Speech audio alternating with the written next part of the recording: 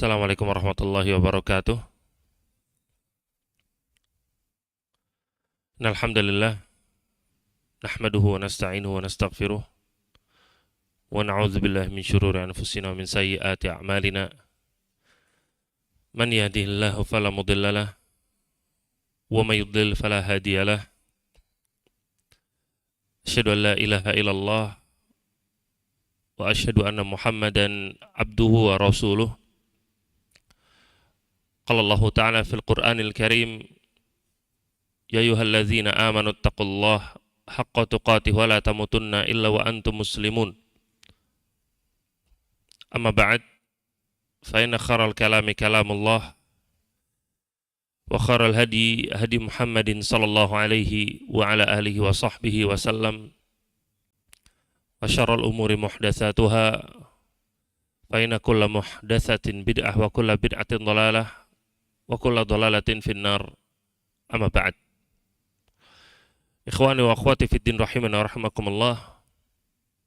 Teman-teman semua yang semoga selalu dirahmati oleh Allah Ta'ala. Tentunya pertama kita bersyukur kepada Allah, kita bisa berjumpa, kita bisa berkumpul di pagi hari ini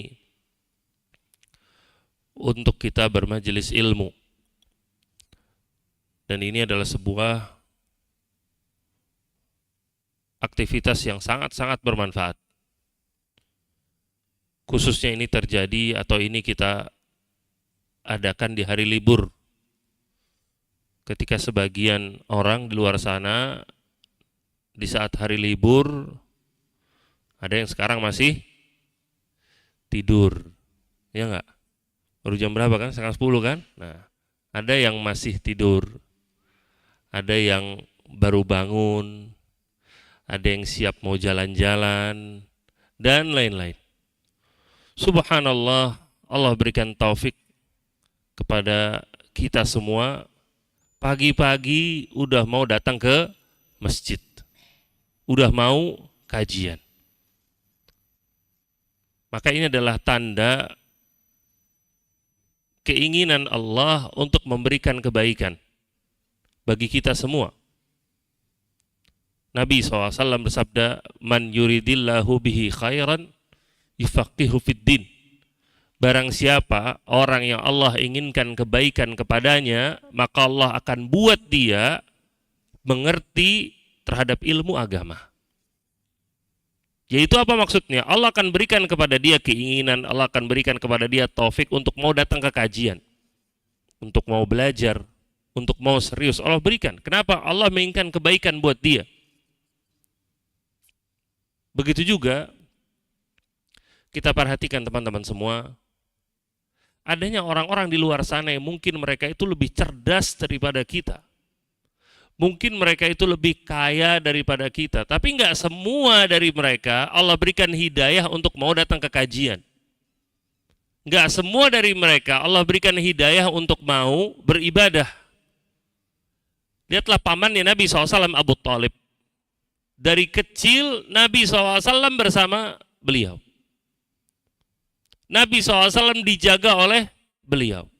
Tetapi kemudian di akhir hayatnya, Nabi katakan, ya ammi qul la ilaha illallah kalimatan uhajjulaka biha indallah. Wahai pamanku, katakan la ilaha illallah. Sebuah kata yang akan aku jadikan hujjah nanti bagimu di hadapan Allah. Tapi kemudian pamannya, Nabi SAW Abu Thalib tetap lebih memilih kekufuran. Meninggal di atas kekufuran. Sampai Nabi SAW sedih. Kemudian Allah Ta'ala menurunkan ayat, innaka la tahdi man ahbabta walakinnallaha yahdi may yasha. Sesungguhnya engkau Muhammad tidak bisa memberikan hidayah kepada orang yang kamu kehendaki, tapi Allah memberikan hidayah kepada orang yang Allah kehendaki. Maka ini adalah salah satu kehendak dari Allah. Ketika antum hadir di sini, mau datang ke masjid pagi-pagi, mau kajian, maka sekali lagi semoga ini tanda bahwa Allah menginginkan kebaikan bagi kita semua. Amin. Teman-teman semua rahimana wa rahimakumullah. Di pagi hari ini, ana hanya akan membahas satu buah hadis. Hadis ini hadis yang mulia, hadis yang sangat-sangat bermanfaat secara khusus bagi anak-anak muda. Secara umum bagi kaum muslimin semuanya. Hadis ini diriwayatkan oleh Al-Imam At-Tirmidzi rahimahullahu ta'ala dan juga Al-Imam Ahmad rahimahullah. Hadis dari Ibnu Abbas radhiyallahu ta'ala anhuma ketika Nabi SAW bersabda, "Ya gulam, inni u'allimuka kalimat." Nabi mengatakan kepada Ibnu Abbas, "Wahai gulam." Gulam itu anak kecil artinya. Gulam itu adalah sebutan bagi seorang anak yang belum baligh, yang belum masuk usia baligh. Itu panggilannya gulam dalam bahasa Arab. Nabi katakan, "Ya gulam, inni u'allimuka kalimat." Wahai gulam, aku mau mengajarkan kepadamu beberapa kata. Ada beberapa kata. Perhatikan dalam hadis ini, teman-teman semua, perhatian Nabi SAW kepada anak-anak muda. Beliau bukan cuma mengajar orang-orang yang sudah tua, orang-orang yang sudah senior. Beliau bukan cuma mengajar orang-orang yang sudah menikah, enggak. Tapi beliau pun selalu menyempatkan waktu untuk berdakwah kepada anak-anak muda. Secara khusus di sini Nabi mengatakan, "Ya gulam." Karena kondisi Ibnu Abbas radhiyallahu ta'ala anhu saat itu masih kecil. Dan begitulah harusnya memang dakwah. Begitulah harusnya kajian. Kajian itu bukan cuma buat orang-orang tua. Tapi memang harus ada kajian untuk anak-anak muda. Memang harus ada. Di kalangan Nabi SAW, para sahabat-sahabat Nabi bukan orang-orang tua semua. Di antara para sahabat Nabi ada Ibnu Abbas yang masih muda. Ada Ibnu Umar yang masih muda. Ada Abdullah bin Amr bin Al-As. Kemudian ada Usamah bin Zaid. Kemudian ada para sahabat-sahabat yang masih muda ketika Nabi SAW masih hidup. Radhiyallahu ta'ala anhum. Dan Nabi SAW perhatian sama mereka. Dan antum semua yakin juga ingat kisah dalam sebuah hadis ketika Nabi SAW sedang makan bersama para sahabatnya. Kemudian ada salah satu anak kecil yang makan tiba-tiba buru-buru ngambil langsung bagian makanan yang paling jauh. Lalu apa kata Nabi SAW? "Ya gulam, samillah wa kul biyaminika wa kul mimma yalik." Kata Nabi, wahai anak kecil, baca bismillah dulu. Makan pakai tangan kanan, makan mulai dari yang terdekat dulu. Perhatikan Nabi SAW itu menegur ini anak kecil. Tujuannya apa? Untuk menasehati. Karena dakwah ini sekali lagi untuk semuanya. Untuk yang tua, untuk yang muda, untuk yang dekat, untuk yang jauh. Dakwah Islam harus tersampaikan. Kenapa? Karena syariat Islam bukan cuma bisa dinikmati oleh orang-orang tua. Untuk orang-orang yang sudah bekerja, bukan. Bahkan anak-anak muda sekalipun, mereka bisa menikmati syariat Islam ini. Dan bahkan untuk seorang itu bisa menikmati secara maksimal syariat Islam, mereka itu harus ditanamkan ajaran Islam sejak mereka masih muda. Itulah sebab kenapa Nabi SAW perhatian sama anak-anak muda. Ketika yang muda sudah perhatian terhadap ajaran Islam, maka ketika mereka sudah dewasa, mereka akan tambah perhatian lagi. Oleh karena itu Ibnu Abbas tadi, yang beliau radhiyallahu ta'ala anhuma, ketika Nabi SAW masih hidup, Ibnu Abbas masih kecil. Ketika Ibnu Abbas sudah dewasa, sudah besar, dia menjadi salah satu ulamanya dari kalangan para sahabat. Para sahabat itu jumlahnya banyak sekali. Mereka orang-orang yang imannya tinggi, mereka orang-orang yang ilmunya tinggi. Bayangkan Ibnu Abbas menjadi salah satu ulamanya dari mereka. Kenapa? Di antaranya atas didikan Nabi SAW, perhatian Nabi SAW dari kecil. Begitu pula ada seorang sahabat namanya Usamah bin Zaid. Anak dari seorang sahabat Zaid ibn Harithah radhiyallahu ta'ala anhuma. Zaid bin Harithah itu seorang sahabat yang hitam. Hitam. Dia dari Afrika. Dan dia salah satu sahabat yang luar biasa. Dan Nabi SAW benar-benar peduli sayang sama Zaid bin Harithah. Dan Zaid bin Harithah itu salah satu sahabat yang sangat loyal sama Nabi, sangat setia sama Nabi SAW. Sampai-sampai ketika Nabi SAW pergi berdakwah ke Taif, ketika beliau ditolak dakwahnya di Mekah, yang menemani beliau untuk dakwah ke Taif itu Zaid bin Harithah. Tapi ternyata Nabi SAW mendapati penolakan dalam dakwah di sana. Orang-orang di sana manggil anak-anak kecil dan juga orang-orang gila untuk melempari Nabi SAW dengan batu.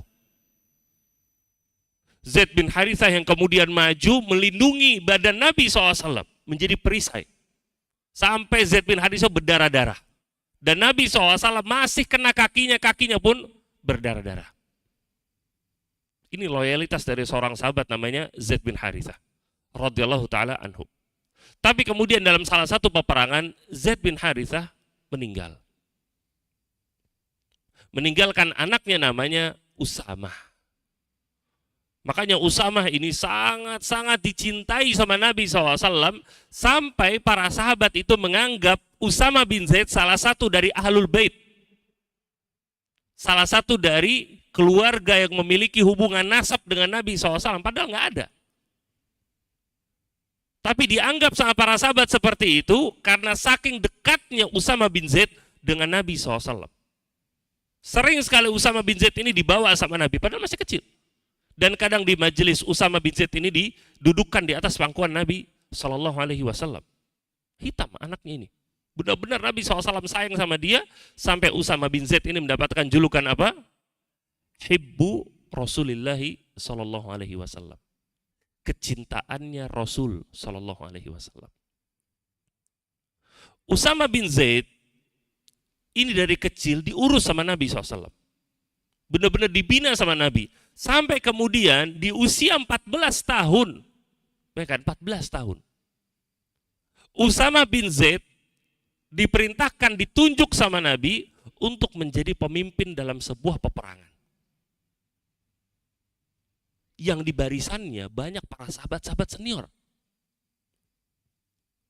Antum bayangkan ada presiden Indonesia yang jadi presiden anak 14 tahun, gimana kira-kira? Yang jadi pemimpin anak 14 tahun. Atau jenderal perangnya kita bintang 4, umurnya 14 tahun. Semua pasukan di belakangnya harus ngikut sama dia. Itu posisinya Usamah bin Zaid saat itu. Ada Khalid bin Walid, seorang jenderal perang yang gak pernah kalah sama sekali, bahkan ketika Khalid masih dalam kondisi kafir. Tuh ingat di perang Uhud, kaum muslimin kalah, siapa yang mimpin pasukannya orang-orang kafir saat itu? Khalid bin Walid. Masih kafir aja gak kalah. Tapi Nabi SAW gak nunjuk Khalid untuk jadi pemimpin. Nabi SAW menunjuk Usamah bin Zaid radhiyallahu ta'ala anhu untuk menjadi pemimpin yang usianya saat itu masih 14 tahun. Yang mana poinnya adalah Nabi SAW menunjuk ini bukan asal tunjuk. Tapi Nabi sudah melihat kesiapan dari seorang Usamah walaupun usianya masih 14 tahun. Karena dia memang sudah terdidik dari kecil. Kalau zaman sekarang anak 14 tahun ngapain? Hah? Naik kuda aja udah bisa belum naik kuda? Bukan naik kuda dibawa di ini ya. Naik kuda sendirian, lari pakai kudanya udah bisa belum? Subhanallah. Inilah perbedaan yang jauh makanya. Nah, ini sekali lagi kita kembali bagaimana Nabi SAW itu benar-benar perhatian dalam pendidikan anak-anak muda. Makanya anak-anak muda di zaman Nabi SAW benar-benar terdidik dengan baik semuanya. Kemudian khusus dalam hadis ini, Nabi SAW ketika menasihati Ibnu Abbas, wahai anak kecil, kata Nabi, aku mau mengajarkan kepadamu beberapa kata. Kemudian Nabi katakan kepada Ibnu Abbas, ihfazillaha yahfazka. Itu nasihat Nabi SAW yang pertama. Jagalah Allah, nanti Allah akan menjagamu. Apa maksudnya jagalah Allah? Yaitu jagalah batasan-batasan yang Allah berikan. Jagalah syariat yang Allah Ta'ala telah tetapkan, dijaga semuanya. Ketika Allah memerintahkan sesuatu, maka kerjakan. Ketika Allah melarang sesuatu, maka jauhi. Itu maksudnya ihfazillah. Dalam sebuah hadis, Nabi SAW mengatakan, innal halala bayyinun. Bahwasanya yang halal itu sudah jelas, kata Nabi. Wa innal harama bayyinun, yang haram pun sudah jelas. Wa bainahuma umurun mushtabihat la ya'lamuhunna katsirun minan nas. Di antara keduanya ada perkara yang mustabih, yang abu-abu, yang tidak diketahui hukumnya oleh kebanyakan manusia. Famanittaqas syubuhat, kata Nabi, barang siapa yang menjauhi hal-hal yang mustabih, yang abu-abu ini, faqad istabra'a li dinihi wa irdihi, maka dia telah menjaga agamanya dan juga kehormatannya. Karra'i yar'a haulal hima yushiku an yarta'a fihi, kata Nabi. Kata Nabi, sesungguhnya setiap raja itu punya daerah-daerah terlarang, punya batasan-batasan, area-area terlarang yang nggak boleh untuk dilewati. Nah, ketika ada seorang penggembala yang dia mengembala hewannya, dia benar-benar hati-hati untuk nggak masuk ke sana, maka itulah penggembala yang baik. Tapi kata Nabi, karra'i yar'a haulal hima, seperti seorang penggembala yang kalau dia itu menggembalanya dekat-dekat sama area terlarang terus, nanti khawatir terjerumus dia ke dalam area terlarang itu. Kemudian apa maksudnya dari Nabi SAW menyampaikan hal ini? Bahwasanya ala inna, sesungguhnya, ketahuilah sesungguhnya area terlarang Allah adalah area-area yang Allah haramkan. Inilah yang harus kita jaga makanya. Dan yang dijaga bukan cuma dari yang abu-abu, tapi ya bukan cuma dari yang haram, bahkan yang masih abu-abu, yang kita nggak tahu hukumnya sama sekali, diperintahkan sama Nabi untuk dijauhi. Apa sih maksudnya? Kalau yang haram itu sudah jelas kadang. Ada minuman bir, minuman alkohol. Hukumnya apa? Hukumnya apa? Haram. Jelas kan? Tahu semua kan? Tapi ketika ada sebuah restoran, ini katanya dicampur sama mirin katanya. Katanya. Nah, tapi nggak tahu ya. Cuma kata teman anak seperti itu. Nah, ada keraguan kan? Ini ada apa enggak? Ada apa enggak? Ini kalau kita masuk, kita makan, kalau ternyata benar, bisa dosa kita. Tapi terus gimana? Nah, inilah maksudnya perkara yang abu-abu. Apa yang kita lakukan di momen seperti itu, saat seperti itu, apa kata Nabi SAW? Yaitu barang siapa famanittaqas syubuhat, barang siapa yang menjauhi hal yang masih syubuhat, yang abu-abu ini, faqad istabra'a li dinihi wa irdihi, maka dia telah menjaga agamanya dan juga kehormatannya. Jadi yang abu-abu aja dia hindarin. Apakah restoran itu pasti kemudian haram menjual? Enggak. Tapi ada keraguan dalam hati. Benar-benar yang kita konsumsi hanya yang halal. Yang ada ragu-ragu kita tinggalkan dulu. Ana nggak bilang itu restorannya jual yang haram, enggak. Cuma ada keraguan dalam hati Ana, ada kabar-kabar miring terhadap makanan tersebut, maka Ana mau hindari dulu. Sampai Ana tahu pasti yang dijual itu halal atau haram, baru Ana berani mengeluarkan hukum. Oh, ternyata di situ memang benar pakai mirin, dan mirinnya memang betul-betul alkohol memabukkan misalkan. Alhamdulillah, Ana gak makan kemarin. Selamat agamanya, selamat kehormatannya. Tapi kalau ternyata dia tetap makan di sana dan ternyata memang benar seperti itu makanannya, habis makan, sudah masuk dalam perutnya. Itulah sekali lagi manfaat kita untuk bukan cuma meninggalkan yang haram, tapi meninggalkan daerah abu-abu. Itulah arti dari ihfazillah, jagalah syariat Allah. Bukan cuma yang jelas-jelas haram, tapi yang masih abu-abu itu pun kita hindari.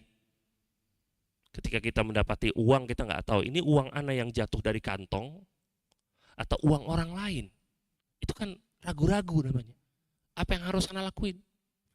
Maka yang dilakukan adalah apa? Jangan dimasukin dalam kantongnya. Dia umumkan ke orang-orang, ini uang siapa. Kalau nggak dia kasih ke orang lain, suruh untuk umumkan. Itu namanya untuk dia menjaga syariat Allah. Ketika orang sudah terbiasa menjaga dirinya untuk tidak terjerumus ke dalam hal abu-abu seperti ini, dia nanti akan terbiasa menjauhkan diri dari hal-hal yang haram.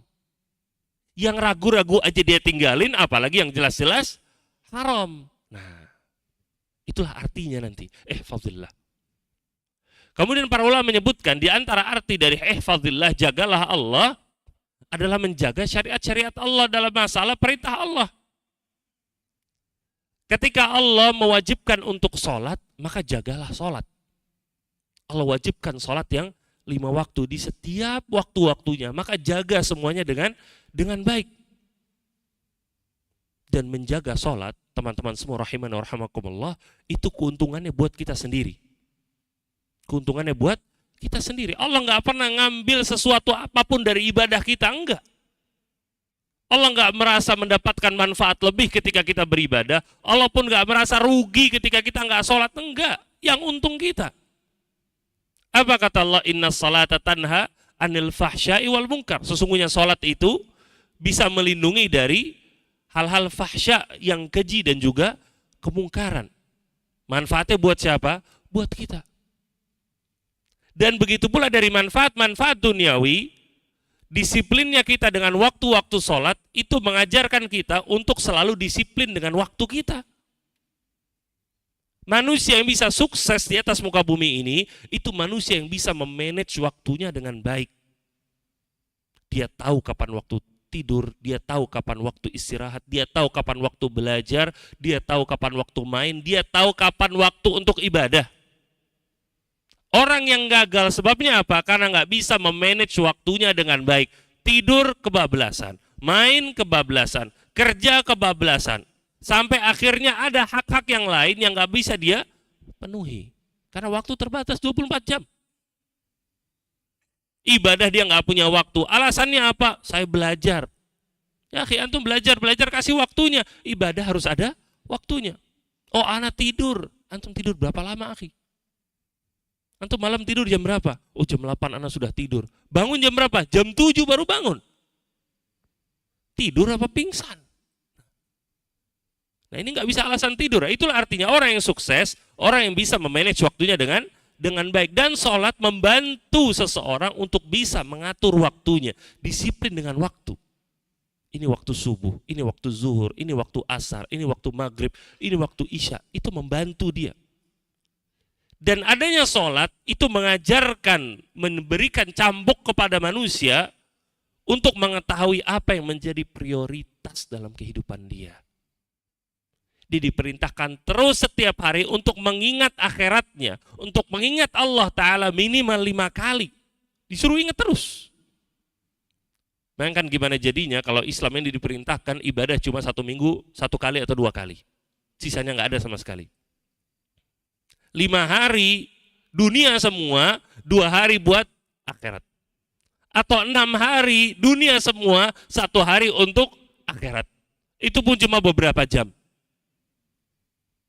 Ini nggak cocok sekali dengan keimanan seorang muslim yang mana dia itu mengimani yang kekal itu ada di akhirat.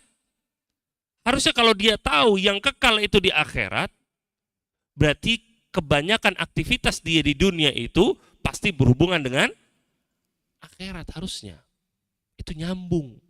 Tapi ketika waktu yang diberikan untuk akhirat cuma sedikit, nah, waktu yang diberikan untuk akhirat cuma sedikit, menunjukkan keimanannya itu lemah. Nah, sekali lagi maksudnya apa di sini? Maksudnya adalah adanya sholat sekali lagi itu manfaatnya untuk diri kita sendiri.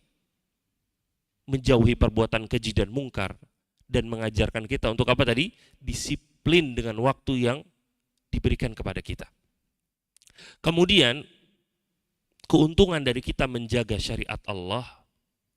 Apa kata Nabi SAW? Ihfazillah yahfazka. Jagalah Allah, nanti Allah akan menjagamu. Ini namanya kaidah di kalangan para ulama adalah al-jaza min jinsil amal.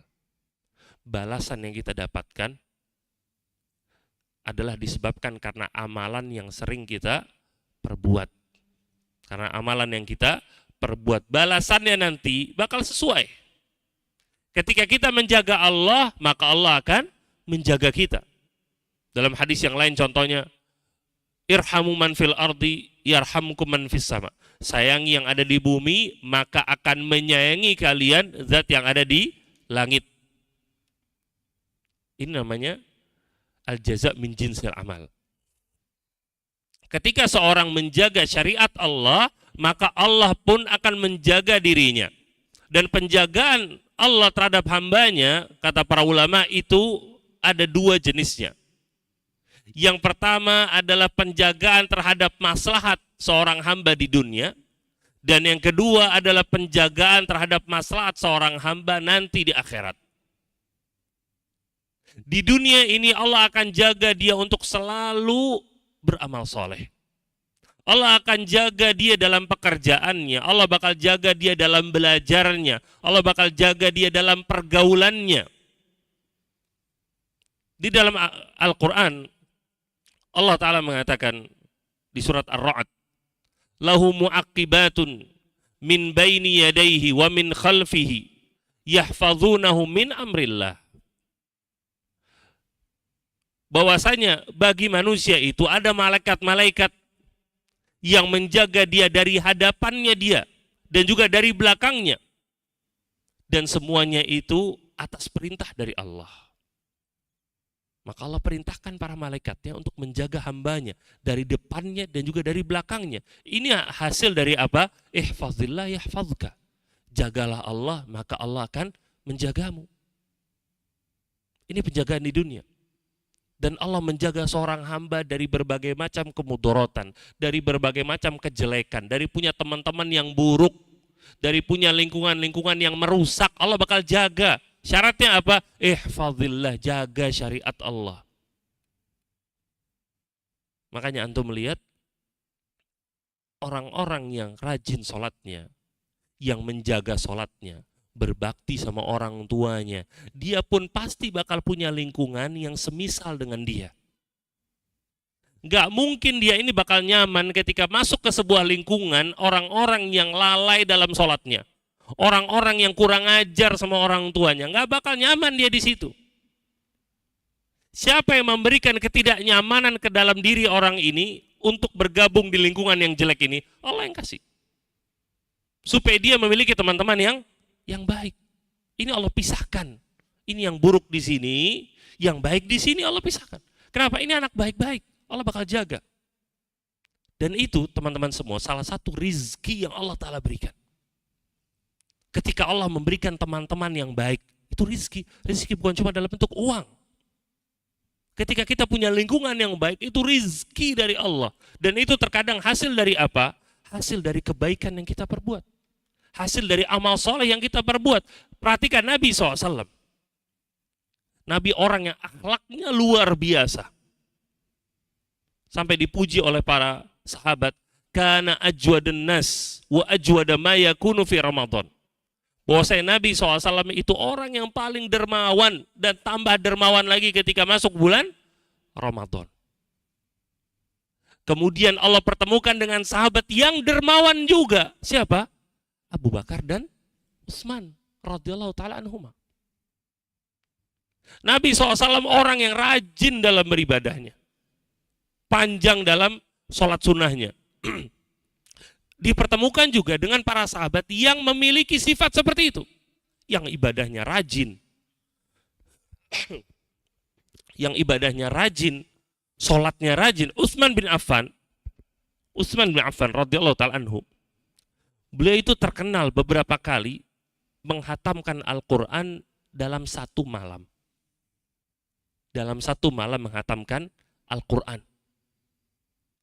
Umar bin Khattab, beliau rajin sholat malam. Begitu juga Abu Bakar As-Siddiq, Abdullah bin Amr bin Al-As, terbiasa untuk berpuasa terus. Bahkan dia sampai minta sama Nabi SAW untuk diperbolehkan puasa tiap hari.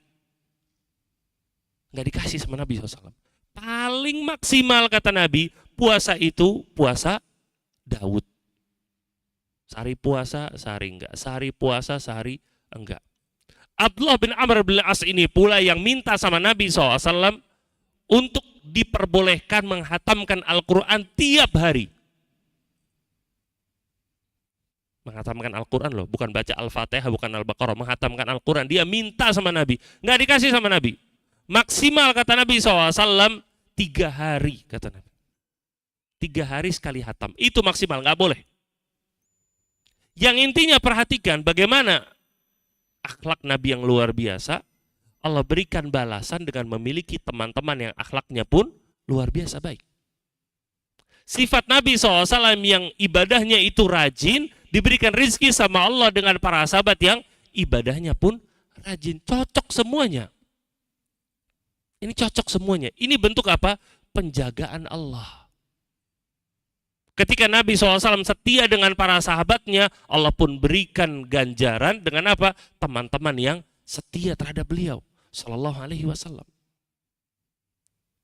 Maka ini kembali lagi ke pembahasan kita adalah orang yang menjaga syariat Allah, dia bakal dijaga sama Allah. Akan diberikan lingkungan yang baik. Dia akan dijauhkan dari teman-teman yang buruk. Kemudian bentuk penjagaan dari Allah yang tadi kita sebutkan adalah hifdzullah li'ibadihi fi masalihihi fil akhirah. Yaitu penjagaan Allah terhadap maslahat seorang hamba nanti di akhirat. Bukan cuma penjagaan di dunia. Itu penjagaan di dunia tadi semuanya. Tapi ketika seorang menjaga syariat Allah di dunia, maka di antara manfaatnya adalah Allah pun akan menjaga nanti maslahatnya dia di akhirat. Dengan apa? Allah akan mempermudah jalannya dia. Ketika Nabi SAW bersabda, "Man salaka tariqan yaltamisu fihi ilman, sahhalallahu lahu bihi tariqan ilal jannah." Barang siapa yang menempuh jalan untuk belajar ilmu agama, maka Allah akan mempermudah jalannya ke surga. Perhatikan ini, adanya al-jaza min jinsil amal. Balasan tergantung dengan amalan yang diperbuat cocok. Ketika seorang itu menempuh jalan, dia capek-capek bangun pagi-pagi untuk datang ke kajian, harus duduk, nunggu ustadznya, harus dengerin 2 jam. Itu namanya salaka tariqan, menempuh jalan namanya itu. Balasannya apa? Yassarallahu lahu bihi tariqan ilal jannah. Allah akan mempermudah nanti jalannya masuk dalam surga. Yang penting sabar dulu di dunia ini. Ketika dia sabar dalam belajar, Allah akan memberikan kepada dia kemudahan, jalan untuk bisa masuk ke dalam surga. Ini penjagaan Allah. Sampai-sampai kata para ulama, penjagaan ini adalah sejak di dunia sampai masuk dalam alam kuburnya. Allah akan berikan kepada dia nikmat kubur. Nanti di akhirat ketika dia dibangkitkan, maka Allah akan berikan kemudahan lagi. Ketika di padang mahsyar, Allah akan naungi dia. Ketika dia di mizan, ditimbang amalannya, Allah akan mudahkan dia. Ketika dia menyeberangi jembatan sirat, Allah akan mudahkan dia sampai dia masuk ke dalam surga. Karena jaminannya apa tadi buat orang yang menempuh jalan untuk belajar, Allah akan mempermudah jalannya ke surga. Jadi Allah akan pastikan harus mudah jalannya sampai masuk ke surga. Itu penjagaan Allah. Benar-benar Allah iringi, Allah awasi terus. Ini luar biasa. Inilah kata yang pertama yang diajarkan oleh Nabi SAW kepada Ibnu Abbas. Ihfazillah yahfazka. Jagalah Allah, maka Allah akan menjagamu. Nah, kemudian dalam hadis ini Nabi SAW mengatakan, "Idza sa'alta fas'alillah, wa idza sta'anta fasta'in billah." Idza sa'alta, kalau kamu mau minta sesuatu, mintalah kepada Allah. Kalau kamu mau minta tolong sesuatu, maka mintalah tolong kepada Allah. Perhatikan di sini, kata-kata ini dari Nabi SAW datang setelah perintah untuk jagalah Allah. Maka Allah akan menjagamu. Kenapa? Karena terkadang di setiap perjalanan kita, kehidupan kita, kita menemukan berbagai macam keinginan. Terkadang kita menemukan berbagai macam kesulitan yang kita pingin supaya keinginan kita ini terwujud. Antum kan pasti punya mimpi. Antum pasti kan punya impian kan, punya goals di dunia ini kan, yang pengen sekali terwujud. Nabi SAW sudah memberikan kuncinya gimana sih cara kita dapat goals itu. Ustaz ana mau jalan-jalan, Ustaz ana pengen punya ini, Ustaz ana pengen punya itu. Nabi mengajarkan, idza sa'alta fas'alillah. Kalau meminta sesuatu, minta sama Allah. Kalau meminta tolong sesuatu, minta tolong sama Allah. Karena kebiasaan anak kecil, kebiasaan anak muda, kalau punya kebutuhan ngerengek sama orang tua. Nggak pernah doa, nggak pernah mau ibadah, ngerengek sama orang tua. Itu kebiasaannya. Maka ditekankan sama Nabi, idza sa'alta fas'alillah. Kalau minta sesuatu, minta sama Allah. Kita harus memahami semua, teman-teman rahiman wa rahimakumullah, yang memiliki rizki itu Allah. Yang memiliki nikmat ini semuanya itu Allah. Orang tua kita itu hanya sekedar menjadi penyalur, pemberi aja dari rizki yang Allah sudah titipkan kepadanya. Nggak punya sama sekali dia. Allah yang titipin. Makanya Allah katakan wa fis sama'i rizqukum wa ma tu'adun. Di langit rizki kalian dan apa-apa yang dijanjikan bagi kalian. Di mana kata Allah rizki? Di langit. Maka kalau kita mau minta rizki, mintanya sama Allah, nanti Allah kasih. Lewat bagaimana jalurnya kita nggak tahu. Kadang mungkin lewat bapak kita, kadang lewat ibu kita, kadang mungkin lewat teman kita, kadang lewat jalan-jalan lain, nggak tahu sama sekali kita. Allah yang kasih. Dan ini terbukti. Nabi SAW dan para sahabatnya ketika terpaksa harus berperang di perang Badar, sedangkan kondisi kaum muslimin saat itu nggak siap untuk berperang. Jumlahnya cuma 316 orang, yang bawa kuda cuma 2 orang. Sedangkan untuk berperang dibutuhkan apa? Kuda. Pasukan kaum musyrikin datang dengan 1000 pasukan, lengkap dengan kuda dan untanya, siap untuk perang semuanya.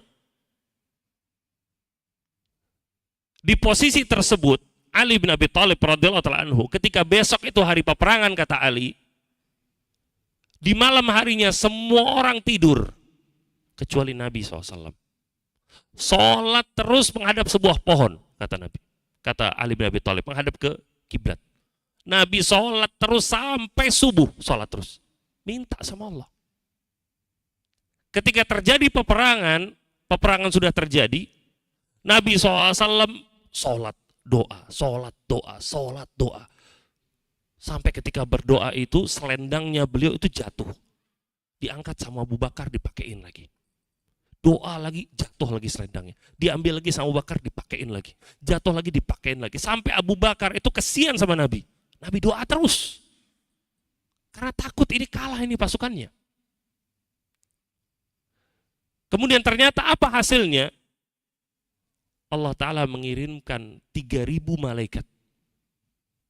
Kemudian ditambah dengan apa? 5.000 malaikat. 8.000 malaikat membantu kaum muslimin saat itu. Sampai ada salah satu dari orang kafir yang menjadi tawanan. Dia bertanya kepada kaum muslimin yang menawan dia, tadi siapa yang nangkep saya, yang ngalahin saya siapa tadi? Orangnya seperti ini, seperti ini, seperti ini.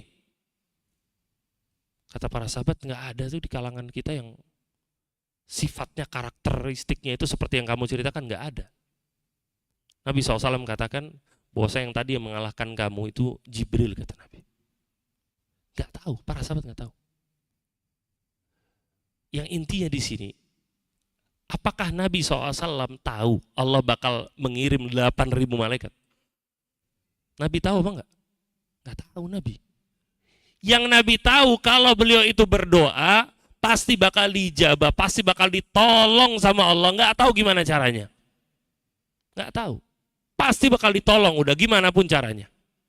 Barulah kemudian Allah kirimkan apa? 3.000 ditambah 5.000 malaikat untuk menolong kaum muslimin. Doa Nabi SAW. Kalau kita flashback sedikit ke belakang, Ibrahim alaihissalam ketika dilemparkan ke api, Ibrahim mengatakan apa? Hasbunallah wa ni'mal wakil. Cukuplah bagi kami Allah dan Allah adalah sebaik-baiknya penolong. Apakah Ibrahim tahu apa yang terjadi setelahnya? Apakah Ibrahim tahu?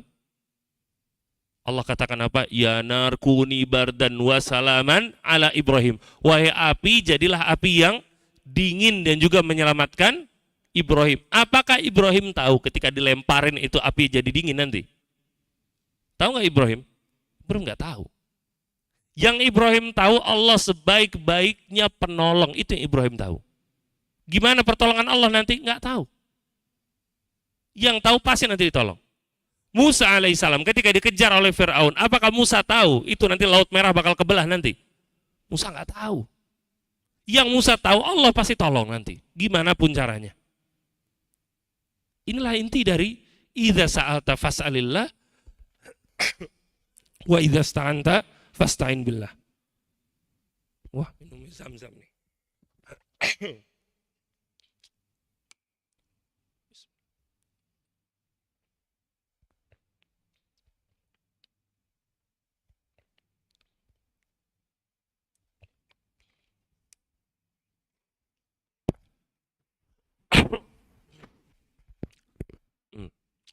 Udah balik belum suara? Wah, belum juga nih. Emang lagi kurang sehat soalnya. Sampai mana tadi?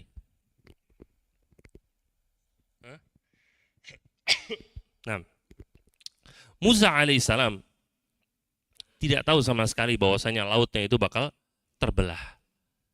Tapi ternyata Allah perintahkan Musa untuk memukul laut itu dengan tongkatnya, kemudian lautan itu pun terbelah, menyelamatkan Musa alaihissalam dan juga pengikutnya saat itu.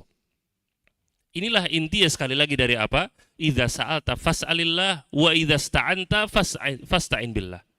Kalau kamu minta sesuatu, minta sama Allah. Kalau mau minta tolong sesuatu, minta tolong sama Allah. Dan ini harus dibiasakan.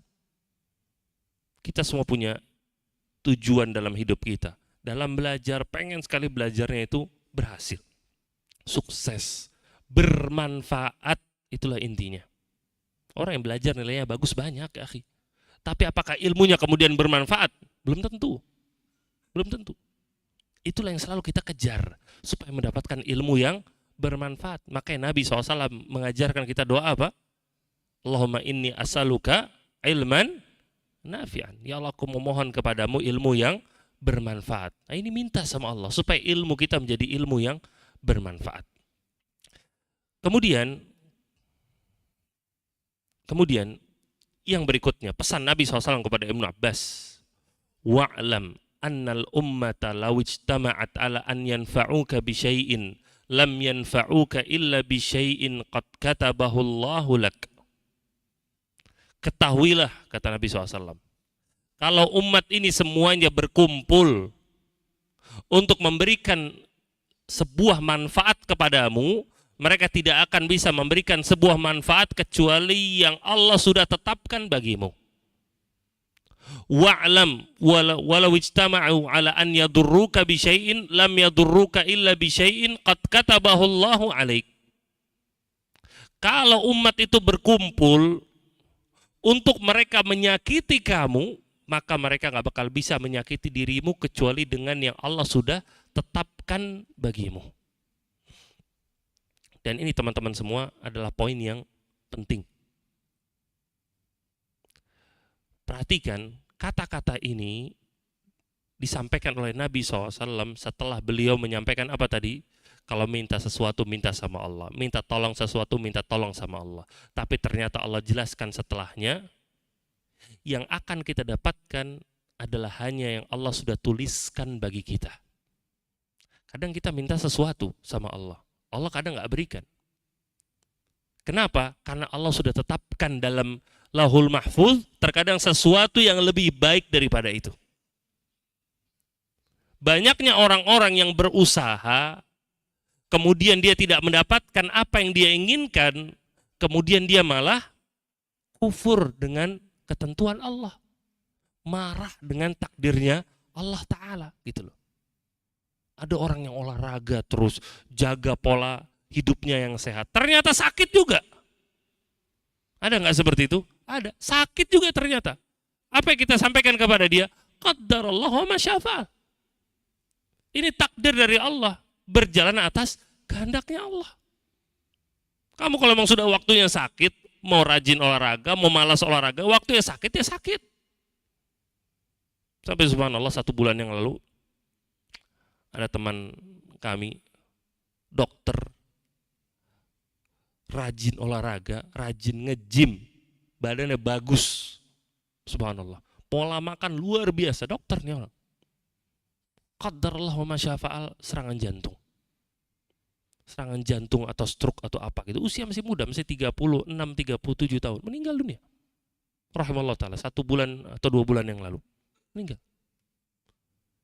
Kadang ini salahnya di mana? Kan ini orang udah olahraga, pola makan bagus, dokter lagi gitu. Apa jawaban kita? Takdir dari Allah sudah. Sebaliknya ada orang yang nggak pernah menjaga pola makan, nggak pernah olahraga, nggak pernah ini, subhanallah umurnya panjang.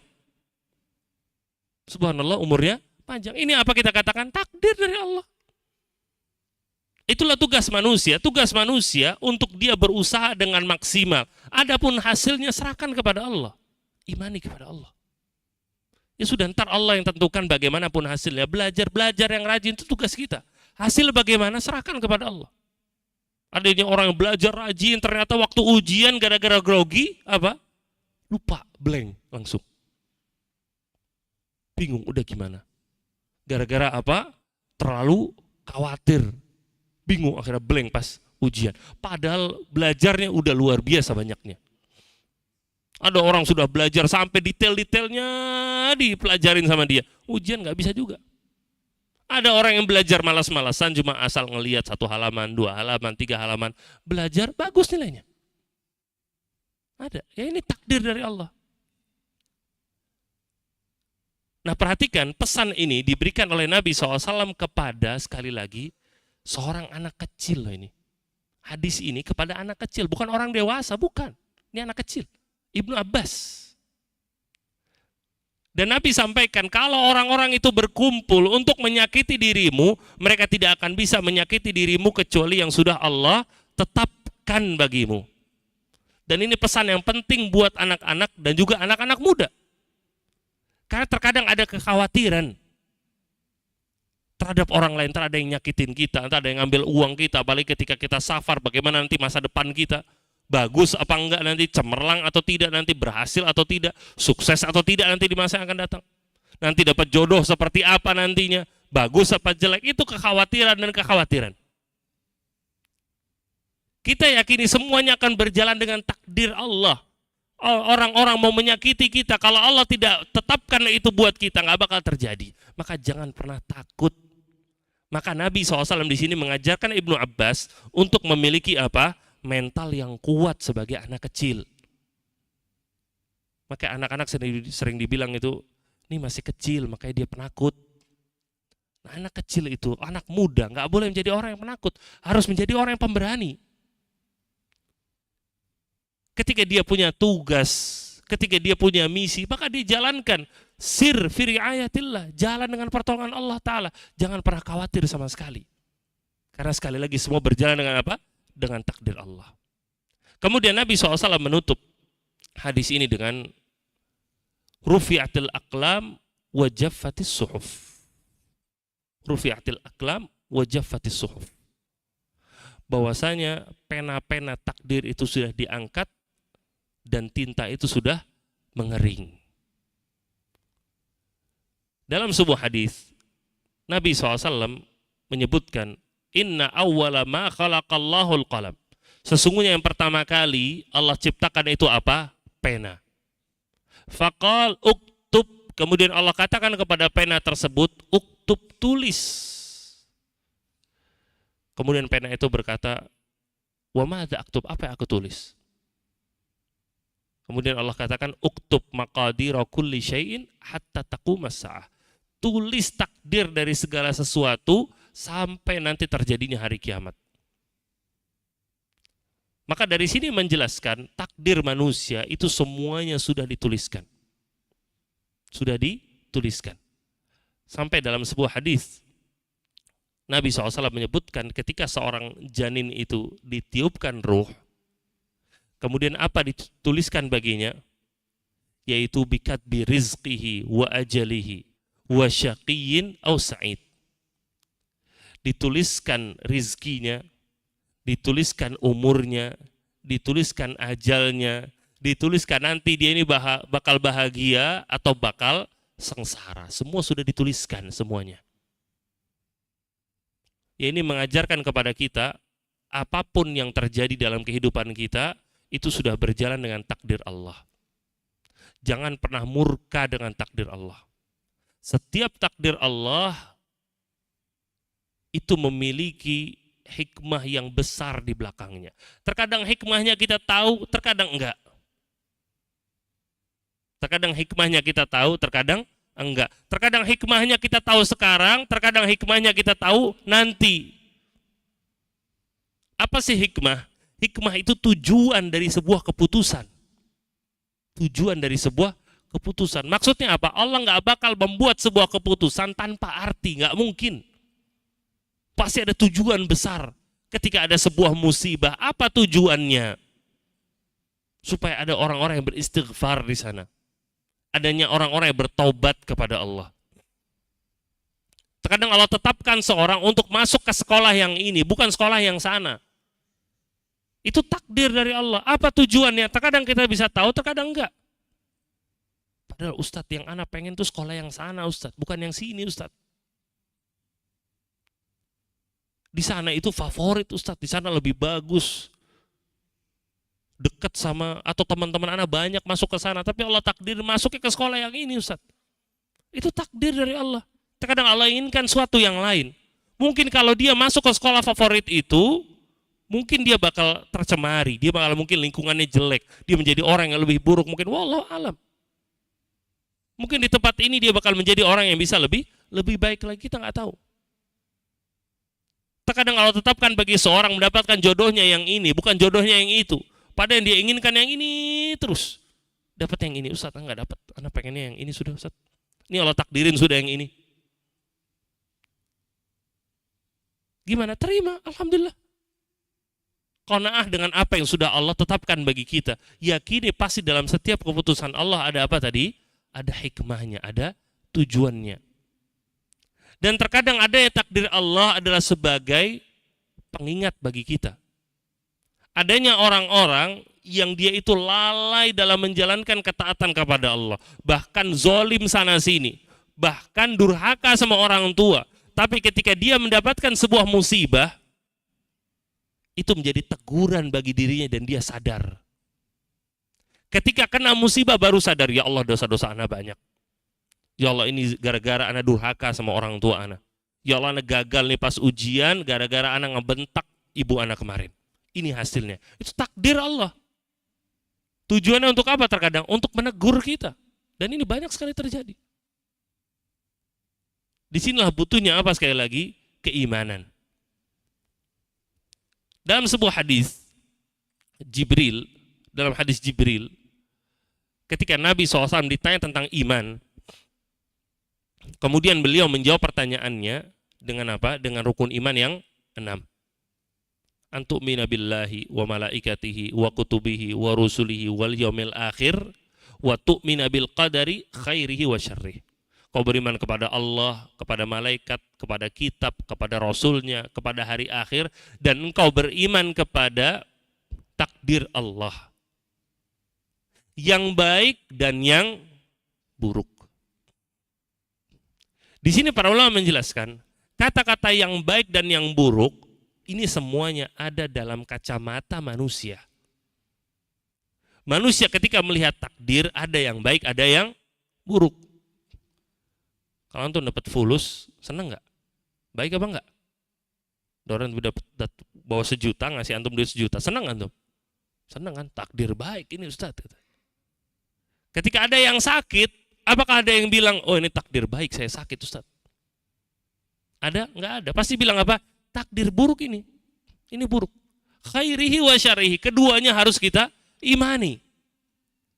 Para ulama menjelaskan sekali lagi, ini ada dalam kacamata manusia, baik dan buruk. Adapun dalam ketentuan Allah, semua takdir ini sama, baik semuanya. Nggak ada yang buruk. Ketika kita dapat uang, itu baik. Ketika kita sakit pun, itu baik. Ketika ada orang kena musibah, itu baik. Ketika orang nilainya bagus, itu baik, semuanya baik. Maka itulah takdir dari Allah Ta'ala. Ketika dia mendapatkan sebuah keburukan di mata dia buruk, tapi Allah memberikan sebuah keputusan itu berdasarkan apa tadi? Hikmah-hikmahnya. Lihatlah, apakah kekalahan dalam peperangan itu sebuah kebaikan? Kalah perang itu baik apa buruk? Baik apa buruk? Hah? Buruk kan? Nggak apa-apa. Ya. Kalah dalam perang baik apa buruk? Buruk kan? Kaum muslimin yang dikomandoi sama Nabi SAW kalah di perang Uhud. Kalah loh. Di mata manusia buruk. Tapi perhatikan bagaimana hikmahnya yang kita bisa pelajari sampai hari ini. Kita pelajari peperangan tersebut, ternyata sebab dari kekalahannya apa? Gara-gara ada sebagian sahabat yang nggak mau taat dengan perintah Nabi SAW. Nabi SAW sebelum peperangan, Nabi berpesan kepada para pemanahnya yang ada di atas gunung Ainain saat itu, jangan turun. Mau kondisi kita menang atau kalah, jangan turun, kata Nabi. Ternyata di awal peperangan, kondisi kaum muslimin itu bagus. Pasukan musyrikin itu terpukul mundur, makin mundur sudah mau menang kaum muslimin. Para pemanah ngelihat bentar lagi kita sudah menang dan di bawahnya banyak harta rampasan perang, turun mereka. Dan sebagian sahabat yang lain yang di atas di sana mereka bilang jangan turun, tadi ingat Nabi sudah pesan, nggak boleh kita turun, tapi tetap mereka turun. Ternyata itu menjadi awal dari kekalahan kaum muslimin. Turunnya mereka dilihat oleh siapa? Khalid bin Walid. Khalid bin Walid membawa beberapa dari pasukannya memutari gunung Ainain, menyerang itu para pemanah yang lagi mengutin harta rampasan perang. Dihabisin semuanya. Kemudian kaum muslimin yang lagi melawan orang-orang musyrikin tadi diserang sama pasukannya Khalid dari belakang. Jadilah kaum muslimin yang tadinya mau menang jadi terjepit posisinya. Diserang dari depan, diserang dari belakang. Itulah awal dari kekalahan kaum muslimin sampai akhir cerita. Dari sini kata para ulama, sebab dari kekalahan ini adalah karena sebagian para pemanah ini turun dari gunung tersebut, memaksiati, menyelisihi perintah Rasul Shallallahu Alaihi Wasallam. Dari situlah kemudian kita belajar. Dari situlah kemudian kita belajar. Jangan-jangan masalah dalam kehidupan kita disebabkan karena apa? Kita menyelisih perintah Rasul Sallallahu Alaihi Wasallam. Ketika Rasul SAW memerintahkan kepada kita ummuka, ummuka, ummuka, ibumu, ibumu, ibumu. Ternyata kemudian kasar sama ibunya sendiri, galak sama ibunya sendiri, nggak pernah mau dinasehatin sama ibunya sendiri, bahkan ngebentak, bahkan nggak mau ngajak ngomong ibunya sendiri. Hasilnya apa terkadang? Nilainya jelek, teman-temannya buruk semuanya, ditipu sama orang, macam-macam hasilnya terkadang. Gara-gara apa? Menyelisihi perintah Rasul SAW untuk berbakti sama orang tuanya, sama ibunya. Ini hasil namanya. Dan semua akan selalu ada apa? Korelasinya. Sebagaimana perbuatan baik itu akan mendatangkan hasil yang baik, terkadang cepat, terkadang lambat. Begitu juga perbuatan yang buruk, maksiat. Akan ada akibatnya, cepat atau lambat. Nah, cepat atau lambat. Yang mana intinya di sini adalah sekali lagi tadi, untuk kita meyakini takdir-takdir Allah. Kita mengimani takdir-takdir Allah, yang baik dan yang buruk. Nah, rasa cukup sampai di sini, maka semoga kajian kita ini bermanfaat bagi kita semua. Maka kita berharap kepada Allah untuk Allah memberikan kemudahan dari setiap urusan-urusan kita. dan Allah memberikan jalan keluar dari setiap masalah yang kita hadapi. Nah,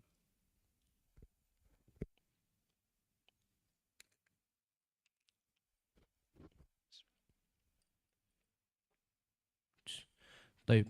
Jazakallahu khairan wa barakallahu fiik kepada Ustadz Abu Fahad Ega hafizahullah taala yang telah menyampaikan materinya. Semoga apa yang beliau sampaikan dapat menjadi bermanfaat bagi diri kita maupun orang lain. Baik, langsung saja kita ke sesi tanya jawab karena pertanyaan sudah mulai masuk. Assalamualaikum warahmatullahi wabarakatuh. Ahlan wa sahlan. Ahlan wa sahlan, afwan izin bertanya, Ustadz, sekarang saya di kondisi baru resign dari kerjaan yang banyak syubhatnya dan belum ada pemasukan tetap. Dan qadarullah adik saya baru mendapat kerja di perusahaan rokok. Bagaimana saya menyampaikan dakwah kepada dia? Syukron jazakallahu khairan. barakallahu fiik. Rizki yang didapatkan nggak harus dari gaji yang tetap. Gaji yang tidak tetap sekalipun itu tetap apa? Tetap rizki. Jadi kerja walaupun sekarang gajinya belum tetap, ya nggak ada masalah. Tapi rizkinya bakal tetap terus. Sampai akhir hayat bakal tetap terus rizkinya. Bahkan namanya rizki yang didapatkan oleh seorang hamba, itu adalah seperti apa? Seperti kematian. Bahwasanya seorang itu nggak bakal pernah bisa lari dari ajalnya, mau dimanapun dia berada. Tapi ternyata begitu pula rizki yang bakal didapatkan. Dia mau ngumpet dimanapun, kalau rizkinya sudah harus datengin dia, rizkinya pasti bakal datang, nggak bakal lari, nggak bakal hilang. Itulah rizki dengan ajal. Kemudian bagaimana dengan seorang saudara yang masih bekerja di tempat yang haram? Bagaimana cara menasehatinya? Maka pahami kepada dia bahwasanya bekerja itu bukan cuma untuk mendapatkan uang, tapi mendapatkan uang atau gaji yang berkah. Jangan seorang itu hanya melihat dari kuantitas gaji, kuantitas profit, kuantitas keuntungan, tapi dia pun harus lihat dari kualitasnya. Ini berkah atau tidak. Ketika harta itu tidak berkah, harta itu bakal menjadi mudarat buat dia. Dia sudah mendapat dosa dari pekerjaannya, dia mengambil hak orang lain, dia dapat dosa lagi. Harta yang dia miliki itu nggak bakal bisa dia salurkan ke tempat-tempat yang baik. Dan itu bakal membawa kemudorotan juga kepada ibadah-ibadahnya dia. Dia nggak bakal bisa khusyuk dalam ibadahnya. Nggak bakal bisa khusyuk dalam sholatnya. Doanya pun bisa-bisa nggak diijabah sama Allah. Dalam sebuah hadis, Nabi SAW ketika menceritakan ada seorang musafir, seorang yang bersafar, asy'atha aghbar, yamuddu yadaihi ila sama. Ini musafir ini rambutnya acak-acakan, berdebu, kemudian dia ngangkat tangannya ke langit. Kemudian apa kata Nabi SAW? Wa mat'amu haram, wa mashrabu haram, wa malbasu haram, wa ghudhiya bil haram, fa anna yustajabulah. Ini orang kata Nabi, makannya dari yang haram, minumnya dari yang haram, bajunya dari yang haram, gizinya dari yang haram. Gimana doanya mau diijabah? Ini hasil dari apa? Hasil dari gaji pendapatan yang tidak berkah. Nah, ketika gaji dan pendapatan itu berasal dari yang berkah, hati ini tenang. Nggak ada menzolimi orang lain, nggak ada dosa kepada Allah Ta'ala. Hati ini pasti bakal tenang dan pasti bakal tersalurkan uang ini dengan baik nantinya. Dengan baik. Dia bisa bersedekah, sedekahnya bisa diterima sama Allah, sedekahnya bisa bermanfaat, bisa berlipat ganda nanti pahalanya. Manfaat lagi, manfaat lagi, manfaat lagi. Itu hasil dari apa? Hasil dari harta yang berkah. Jadi sampaikan ke saudaranya, jangan cuma nyari uang, tapi carilah uang yang berkah. Kehidupan di dunia ini hanyalah sementara, nggak lama. 70, 80 tahun seorang sudah wafat. Semua yang ada dalam kubur, mereka itu berpikir, mereka itu bakal hidup abadi. mereka nggak bakal pernah sakit, mereka nggak bakal pernah mati. Tapi ternyata mati juga. Begitulah manusia. Dan waktu yang kita miliki ini sedikit, umur yang kita miliki ini sedikit, maka manfaatkan dengan baik. Persiapkan untuk apa? Untuk nanti tempat yang kekal di akhirat nanti. Pilihannya cuma dua, surga atau neraka. Inilah dunia sebagai darul amal, tempat kita untuk beramal. Ya.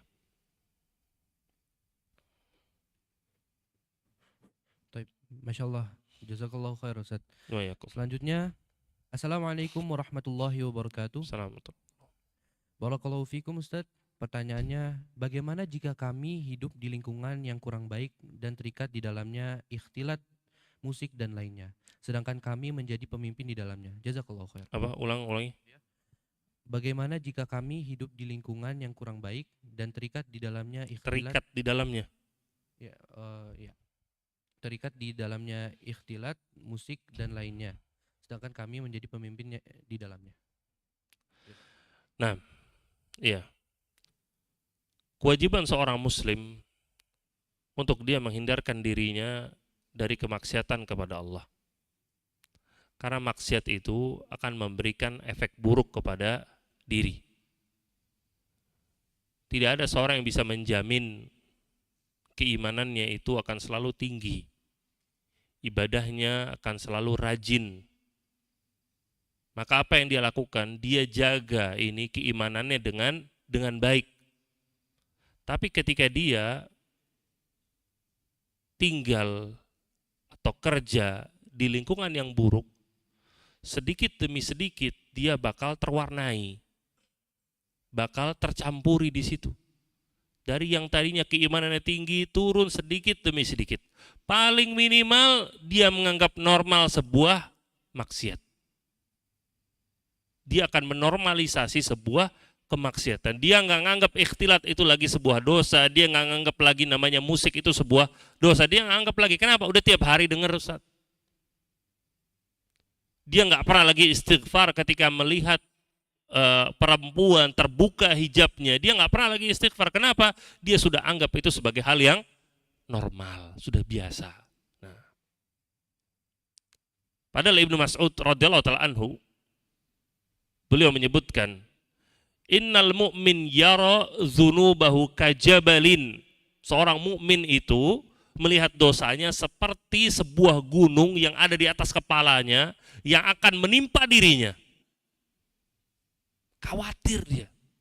Wa innal munafik yara dzunubahu kadzubabin yaqa'u fi anfihi. Adapun orang munafik, kata Ibnu Mas'ud, melihat dosanya seperti apa?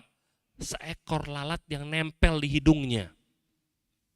Kemudian dia usir, terbang tuh lalat. Artinya apa? Nggak dianggap sama sekali. Dia mungkin nempel, bikin gatal, diusir, hilang lagi. Orang munafik melihat dosanya seperti itu, nggak anggap sebagai beban sama sekali. Ini hasil dari apa? Ketika seorang sudah menormalisasi sebuah kemaksiatan, dia sudah melihat maksiat itu terus menerus. Hari pertama mungkin berat, hari kedua, hari ketiga, seminggu. Ini akan berakibat buruk kepada keimanan dirinya. Maka nasihat dari anak, ketika dia bisa pindah dari tempat tersebut, maka dia pindah. Dia cari tempat yang lebih baik. Tapi ketika dia memang terikat di situ, fattaqullah mastata'tum. Bertakwalah kepada Allah semampu kalian. Kalau memang dia itu harus ada di situ, maka seminimal mungkin dia itu berhubungan dengan akhwat di situ. Dan dia usahakan semaksimal mungkin untuk bisa menghindari berbagai macam kemaksiatan di situ. Entah dia nggak ikut bercampur baur, dia pakai headset Al-Quran misalkan, atau kajian misalkan, atau di noise cancellation misalkan, supaya dia nggak dengar apa sekitarnya. Intinya dia maksimalkan sebagaimana yang dia bisa untuk menghindari kemaksiatan yang ada di sekitarnya. Sambil dia itu berusaha untuk mencari lingkungan yang lebih baik. Nah, iya. Jazakallahu khair Ustaz. Selanjutnya, bismillahirrahmanirrahim. Ustadz, bagaimana cara kita mengembalikan semangat ibadah setelah futur di lingkungan yang tidak mendukung? Barakallahu fiik wa jazakumullahu khairan. Nah, tentunya yang pertama, tadi seperti yang kita sampaikan, ketika dia memiliki lingkungan yang tidak mendukung, maka cari pertama lingkungan yang mendukung dulu. Cari lingkungan yang baik. Sampai para ulama saja ketika mereka menasihati orang-orang yang sedang mencari rumah, mereka menasihati al-jar qablad dar. Perhatikan tetangganya dulu, baru lihat rumahnya. Artinya apa? Lingkungannya dulu dilihat. Rumah sebagus apapun, kalau lingkungan sekitarnya maling semua, nyaman nggak? Nggak nyaman. Nah, itulah maksudnya kita mau kerja di suatu tempat, mau sekolah di suatu tempat, perhatikan dulu lingkungannya. Kalau memang buruk maka tinggalkan atau diganti. Kemudian ketika sudah futur dalam ibadah, maka yang pertama kali dilakukan apa? Perbanyak istighfar. Perbanyak istighfar. Karena yang membuat seorang lalai dalam ibadah adalah karena banyak dosanya. Hasil dari lingkungan buruk yang pernah dia masuki dulu. Perbanyak istighfar, perbanyak taubat kepada Allah dengan taubat nasuha, dengan tulus kepada Allah. Kalau dia istighfar, dia taubatnya tulus, pasti bakal ditolong sama Allah. Ketika dalam sebuah hadis diceritakan, dalam sebuah peperangan, di tengah-tengah peperangan, Nabi SAW pernah membagikan sebagian dari harta rampasan perang. Kemudian ada seorang yang ketika dia itu dikasih, dia mengatakan, apa ini, kata dia. Saya masuk ke Islam, saya perang, kata dia, supaya saya itu tertancap panah dari hidung saya, tembus ke belakang saya di sini. Itu tujuan saya perang. Lalu apa kata Nabi? Intas tukillah yastukka. Kalau kamu jujur sama Allah, Allah pun bakal jujur kepadamu. Dia nggak ambil itu harta rampasan perangnya. Dia lanjut lagi perang, sampai singkat cerita di akhir peperangan, setelah perangan sudah selesai, para sahabat mencari, mengumpulkan semua korban-korban kaum muslimin yang mati syahid. Kemudian para sahabat ngelihat orang tersebut. Dan betul tertancap panah dari hidungnya tembus ke belakangnya. Kemudian apa kata Nabi SAW? Bahwasanya orang ini telah jujur kepada Allah, maka Allah pun jujur kepadanya. Inilah maksudnya, ketika seorang itu jujur kepada Allah dalam taubat, dalam istighfar, pasti Allah bakal tolong. Dia jujur mau berubah, pasti bakal Allah tolong. Ya ikhwan, antum melihat orang-orang di luar sana, orang-orang kafir dapat nikmat. Berbuat maksiat mereka, tetap dibiarkan sama Allah. Ini orang muslim, mau taubat, mau istighfar, masa ia nggak dibantu sama Allah? Mau ibadah lagi malas, pengen rajin ibadah, masa ia nggak dibantu sama Allah? Pasti dibantu, tapi syaratnya apa tadi? Tulus, ikhlas, jujur sama Allah. Pasti bakal dimudahkan sama Allah. Kemudian yang kedua, nasihat dari anak adalah sering-sering datang ke kajian. Kajian itu raudhatun min riyadil jannah. Salah satu taman dari taman-taman surga. Dan ketika datang ke kajian, dia akan bertambah ilmunya, akan bertambah rasa takutnya kepada Allah, akan bertambah kemudian apa? Semangatnya untuk beribadah. Makanya Allah Ta'ala mengatakan innama yakhsyallaha min ibadihil ulama. Sesungguhnya yang takut kepada Allah hanyalah hamba-hambanya dari kalangan para ulama. Apa sebabnya? Karena para ulama punya ilmu. Nah, ketika seorang malas, sebabnya karena nggak takut sama Allah. Itu sebabnya. Kenapa dia nggak takut sama Allah? Karena minim ilmu terhadap Allah. Maka pertambah ilmunya, akan tambah takutnya kepada Allah, akan rajin lagi ibadahnya. Makanya hadir terus ke kajian. Dan juga nasihat anak yang ketiga adalah perbanyak doa. Perbanyak doa kepada Allah, minta sama Allah. Oleh karena itu di antara doa yang paling sering Nabi SAW panjatkan doa apa? Ya muqallibal qulub, sabbit qalbi ala dinik. Wahai Allah, zat yang memutar balikan hati, tetapkanlah hatiku di atas agamamu. Atau dalam riwayat yang lain, tetapkanlah hatiku untuk selalu berbuat ketaatan kepadamu. Doa juga, Rabbana la tuzigh qulubana ba'da idh hadaitana. Ya Allah, janganlah engkau palingkan hati kami setelah engkau memberikan hidayah kepada kami. Nah, ya.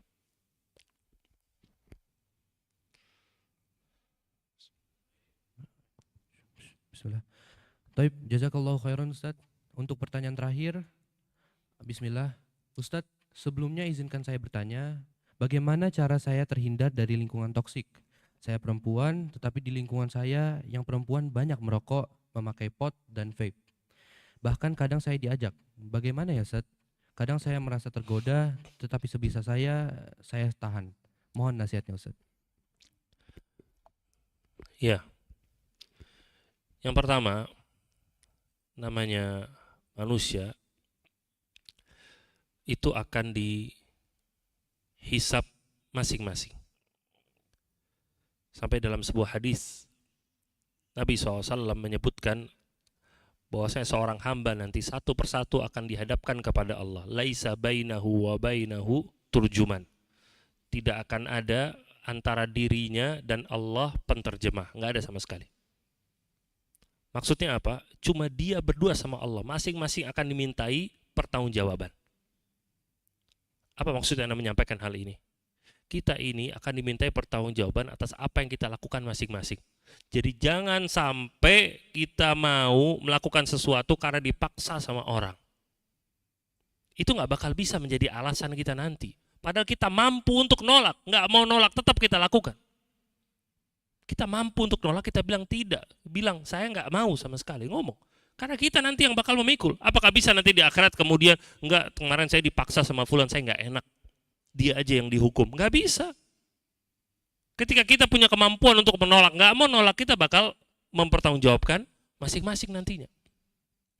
Ketika ditawarkan vape, ditawarkan rokok, ditawarkan maksiat-maksiat yang lain, berani untuk bilang apa? Tidak, saya nggak mau. Mau dia sakit hati, mau dia nanti marah, montar, orang-orang bakal jauhin kita, biarin.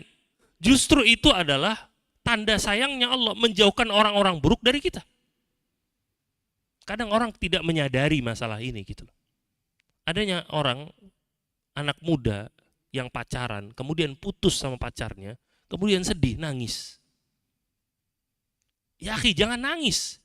Itu Allah sayang sama kamu, makanya Allah pisahkan kamu sama dia. Supaya kamu gak pacaran lagi. Pacaran isinya apa? Zina isi di dalamnya. Itu dari maksiat. Allah jauhkan dia dari maksiat, malah nangis. Seneng harusnya putus. Dia akhirnya terhindar dari maksiat. Nah, kadang kita gak sadar ketika lingkungan buruk itu dijauhkan sama Allah dari kita. Itulah sekali lagi, ini bakal berulang lagi seperti itu. Selalu menjadi masalah yang utama adalah lingkungan. Makanya pentingnya untuk mencari lingkungan yang baik. Cari bentuk lingkungan yang baik. Ini untuk anak-anak muda dari sekolah yang beda-beda, dari kampus yang beda-beda. Antum kenalan satu sama lain, temenan satu sama lain, bikin grup WhatsApp, jalan bareng-bareng, kajian bareng-bareng. Ini lingkungan yang baik. Bikin. Gak harus namanya lingkungan itu apa yang harus antum dapetin di sekolah, apa yang antum dapetin di kantor. Mereka gak harus menjadi lingkungan antum. Mungkin sekedar jadi tempat belajar, mungkin sekedar menjadi rekan-rekan kantor aja, tapi gak harus jadi sahabat. Lingkungan kalau antum gak bisa dapatkan, bentuk lingkungan itu. Dan ini juga terkadang menjadi tugasnya orang tua untuk memberikan lingkungan bagus bagi anak-anaknya. Para sahabat-sahabat Nabi SAW dahulu, ketika mereka sudah masuk Islam, mereka nggak berkumpul lagi ke teman-temannya yang orang-orang musyrikin. Tapi mereka mengganti lingkungan mereka, mengganti circle mereka, gabung sama kaum muslimin. Gabung, itu lingkungannya. Itu bisa memberikan kenyamanan bagi mereka, bisa membangun keistiqomahan mereka. Makanya mereka orang-orang yang benar-benar tegar teguh di atas kebenaran. Oleh karena itu, ana sarankan bagi akhwat tadi, yang pertama tentunya adalah kita masing-masing akan dimintai pertanggungjawaban dari apa yang kita lakukan masing-masing.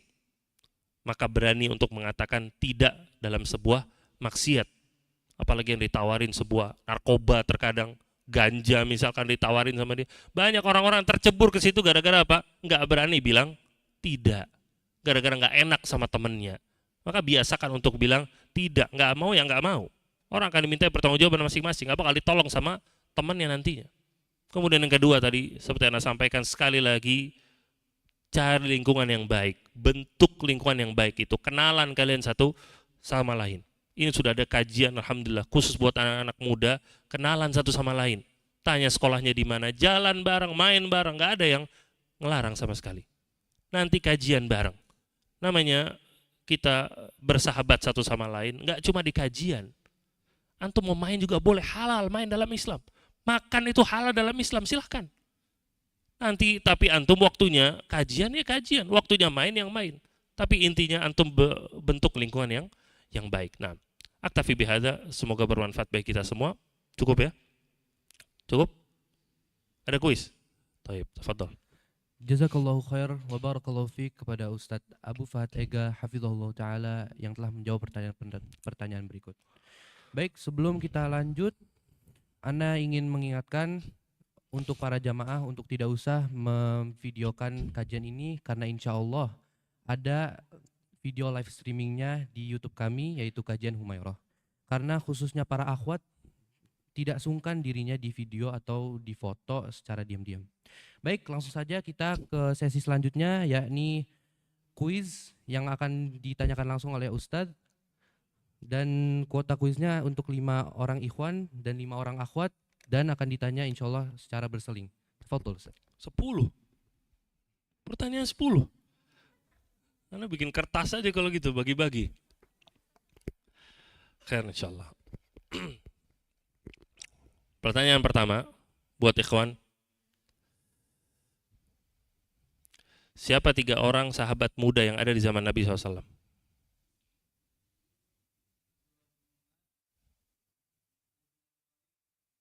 Ali bin Abi Thalib. Ya bisa masuk lah. Usama bin Zaid. Anda nggak nyebut Ali bin Abi Thalib tadi tuh. Ya nggak apa-apa. Barakallahu fiik. Baik. Tafadhol untuk divisi logistik untuk memberikan hadiah.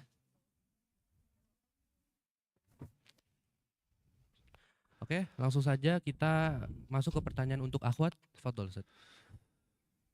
Pertanyaan untuk akhwat. Siapa yang menemani Nabi SAW untuk berdakwah ke Taif? Akhwat.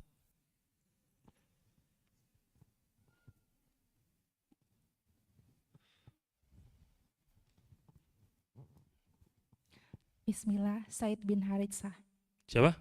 Said bin Haritsah. Zaid bin Harithah. Barakallahu fiik. Betul.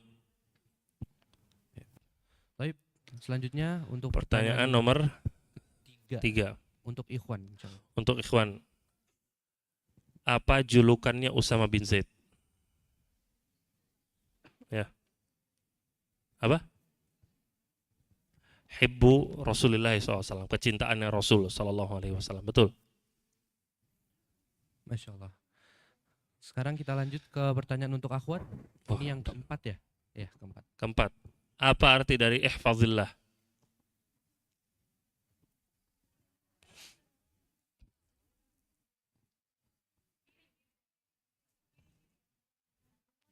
Apa arti dari ihfazillah? Sebentar.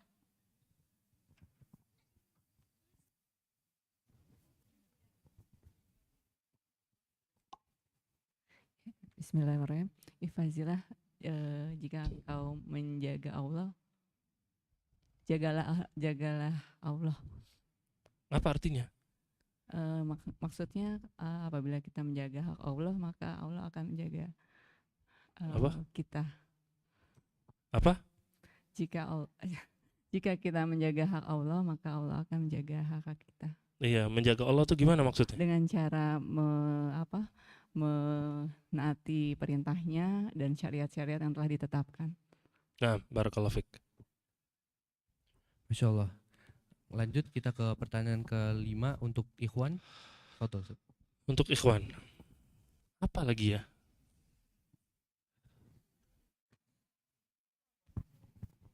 Apa lagi? Apa sebab kekalahan di perang Uhud? Belum kan tadi kan? Ya. Karena pasukan pemanah tidak mematuhi perintah Rasul Shallallahu Alaihi Wasallam. Masya Allah.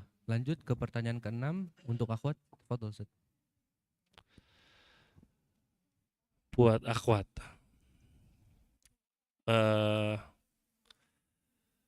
Ini yang susah sedikit. Apa 2 permintaan dari Abdullah ibn Amr ibn al-As kepada Nabi SAW? 2 permintaan Abdullah bin Amr bin al-As kepada Nabi SAW. Karena kalau makin banyak, makin susah biasanya.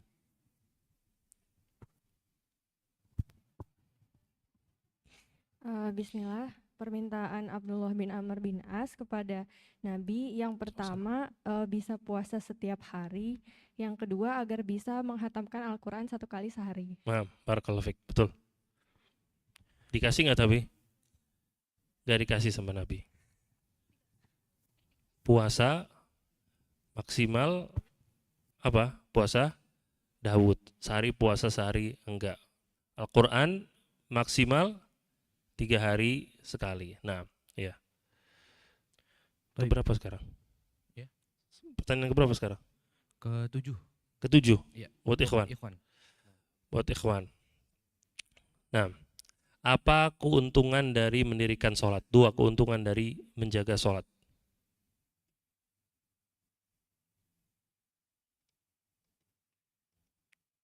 Nah, sampaikan sholat keuntungannya buat diri kita sendiri. 2 keuntungan. Ya.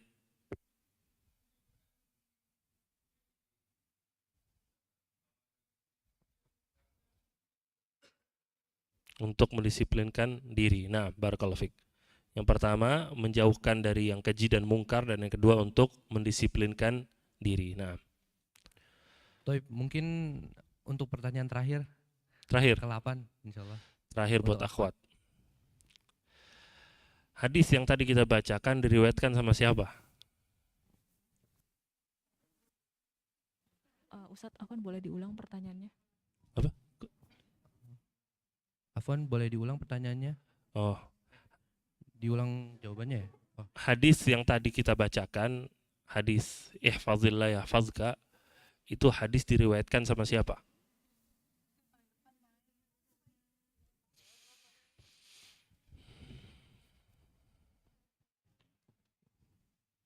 Assalamualaikum Ustaz. Ya, Hadis riwayat Tirmizi. hadis riwayat Tirmizi dan juga Imam Ahmad. Nah, rahimahumullahu taala. Nah, cukup. Toib. Sudah? Jazakallahu khairan. Oh, ya. Silakan Ustaz untuk menutup kajian ini. Baik, maka semoga kajian yang kita jalani hari ini bermanfaat buat kita semua. Semoga Allah mudahkan kita untuk menjaga syariat-syariat Allah, dan Allah mudahkan kita untuk selalu beriman dengan takdir-takdirnya Allah. Naktafi bihadza, subhanakallahumma bihamdika asyhadu an la ilaha illa anta astaghfiruka wa atubu ilaik. Wassalamualaikum warahmatullahi wabarakatuh.